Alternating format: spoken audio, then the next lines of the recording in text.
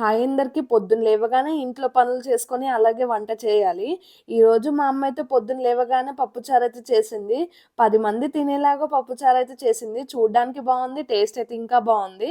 అలాగే ఈ వీడియో ఎందుకు పెడుతున్నానంటే పొద్దున్న లేవగానే డ్యూటీకి వెళ్ళే వాళ్ళ పరిస్థితి అయితే అంతా ఇంత కాదు. పొద్దున్న లేవగానే ఇంట్లో పనులు చేసుకోవాలి, అలాగే వంట అయితే చేయాలి. ఎందుకంటే బాక్స్ అయితే మా నాన్న అయితే రోజు తీసుకెళ్తారు కాబట్టి పొద్దున్న లేవగానే బాక్స్ అయితే రెడీ చేయాల్సిందే. ఇంట్లో మా అమ్మ ఒకతే చేస్తుందనైతే నేనైతే అనట్లేదు. డ్యూటీకి వెళ్ళే వాళ్ళ పరిస్థితి, అలాగే స్కూల్‌కి వెళ్ళే వాళ్ళ పరిస్థితి అయితే అందరిది ఇలానే ఉంటుంది. ముందుగా ఒక కర్రీ చేయాలంటే ఒక రోజు ముందే అయితే ప్రిపేర్ అవ్వాలి.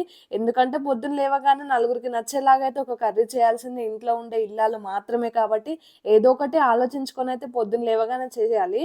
అందుకని ఈరోజు మా అమ్మ అయితే పప్పుచారు అయితే చేసింది. పప్పుచారు అంటే అందరికీ ఇష్టం కాబట్టి మన ఛానల్‌ని కొత్తగా చూస్తున్న వాళ్ళు సబ్స్క్రైబ్ చేయండి. వీడియో చూసాక ఒక లైక్ అయితే ఇవ్వండి.